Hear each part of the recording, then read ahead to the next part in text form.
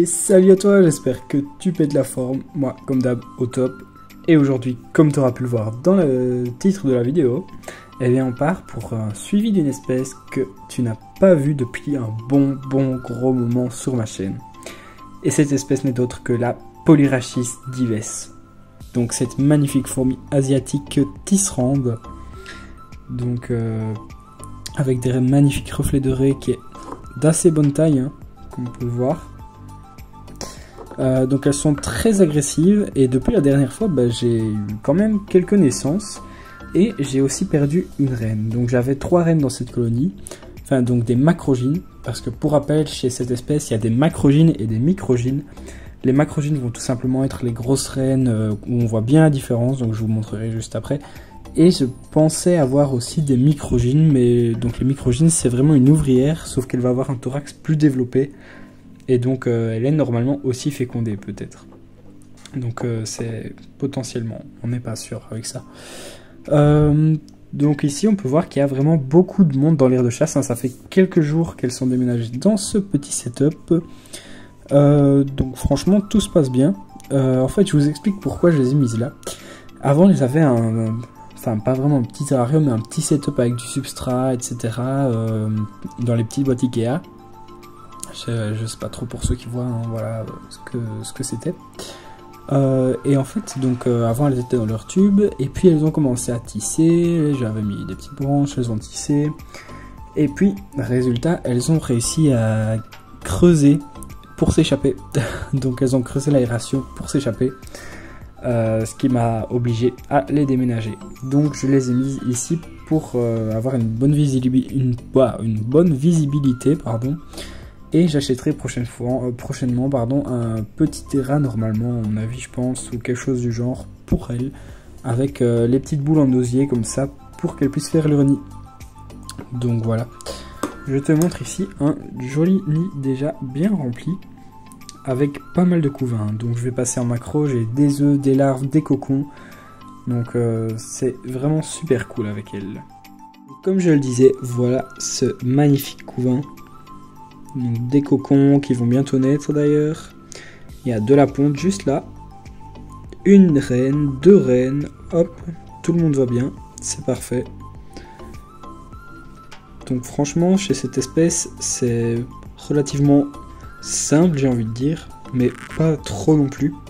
Parce qu'au début il a quand même fallu le temps pour les lancer, mais une fois qu'on a trouvé les conditions, franchement là je leur donne des protéines de temps en temps, je leur donne du liquide sucré et puis elles se débrouillent quoi.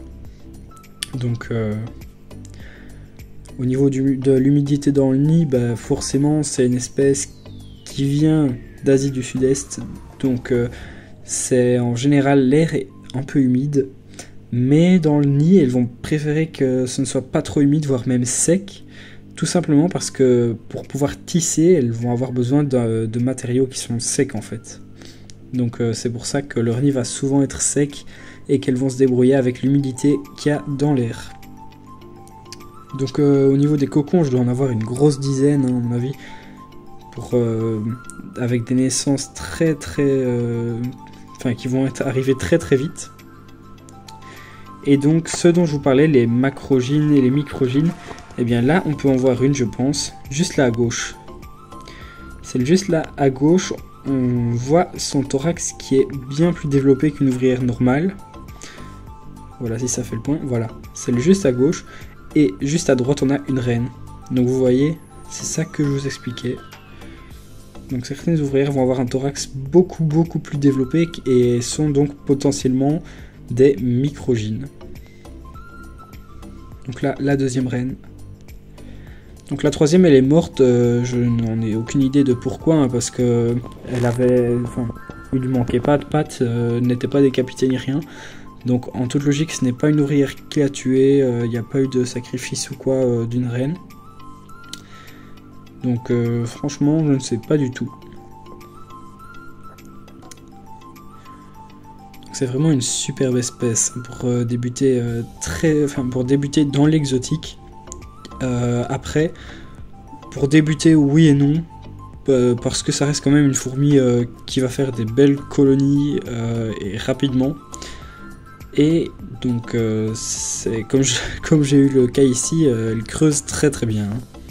Donc là je vais vérifier avec la maille du truc pour l'eau, je sais plus comment ça s'appelle, la réserve d'eau. Donc je vais devoir faire gaffe qu'elle ne creuse pas la maille ici parce qu'elle en serait capable, je pense. Donc voilà, c'est une fourmi qui est très très épineuse. Donc ça c'est cool aussi. Ça leur donne des petits airs d'Acromyrmex. Donc ici j'ai vraiment quand même pas mal d'ouvrières pour un début de colonie. Et ce qui est vraiment bien, c'est qu'il y a toujours du monde dans l'aire de chasse. Donc là j'ai vraiment encore énormément de monde. Elles arrivent à passer l'anti-évasion très très bien par contre, donc ça faut faire gaffe. Malgré que j'ai mis de l'anti-évasion un peu partout, elle passe quand même en fait. Donc ça c'est un peu embêtant, mais bon. Ça reste gérable, il faut juste laisser le couvercle. Vous voyez là à gauche un cocon qui est prêt à être ouvert. Et qui est même peut-être en fait pourri. Je ne sais pas trop. Il m'a l'air bien fort foncé. Donc j'adore vraiment leur abdomen, moi, avec les reflets dorés, ça pourrait même faire ressembler au Camponotus fulvopilosus. Donc avec le noir mat de la tête et du thorax, et puis un abdomen bien brillant comme ça. C'est vraiment une magnifique fourmi. Donc là, comme je vous disais, toujours à droite la microgyne potentiellement. Vous voyez même au niveau de l'abdomen, il est un petit peu plus gros. Hop, elle est juste ici. Donc vous voyez, comparé à une ouvrière normale, c'est vraiment pas pareil du tout au niveau du thorax. Donc ça serait vraiment cool. Ça voudrait dire que j'ai toujours 3 reines dans la colonie. Après, est-ce que les 3 pondent? Je n'en serais vraiment pas convaincu. Je me demande même s'il n'y a pas qu'une seule des 2 reines qui pond pour le moment. Parce que quand on regarde de plus près, au niveau de la ponte, c'est pas monstrueux non plus pour 2 reines. Donc la ponte, elle est juste là en dessous.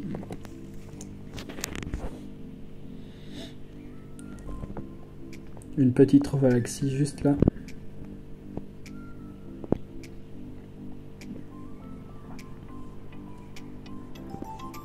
C'est vraiment magnifique. Donc pour rappel, elle me venait de chez Tiboata, donc la boutique Antenco.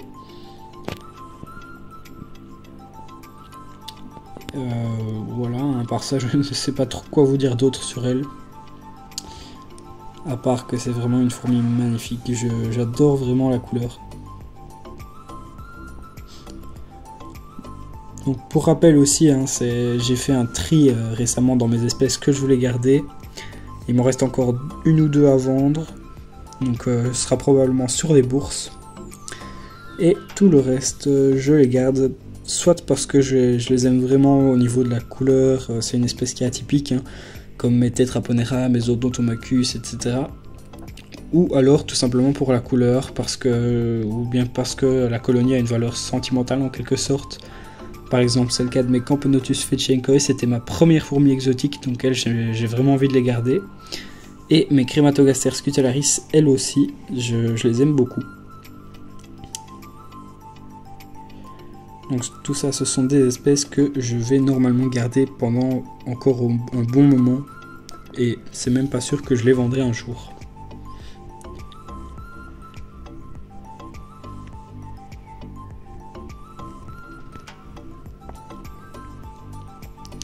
Sur ce, ça nous fait une belle petite vidéo déjà. Donc j'espère que ça vous aura plu de revoir cette colonie, car certains disent souvent, parlent et disent ouais, celle-là elle est morte, elle la montre plus, des choses comme ça. Ben non, la preuve en est, regardez mes Myrmecocystus que vous n'avez pas vu depuis je sais pas combien de temps dans une vidéo, ça fait sûrement bien 2 ou 3 mois. Et ben elles vivent toujours. J'ai des petites larves qui ont éclos des œufs que j'ai eu. Et donc là, elles commencent à se développer. Je vous montrerai ça un petit peu plus tard.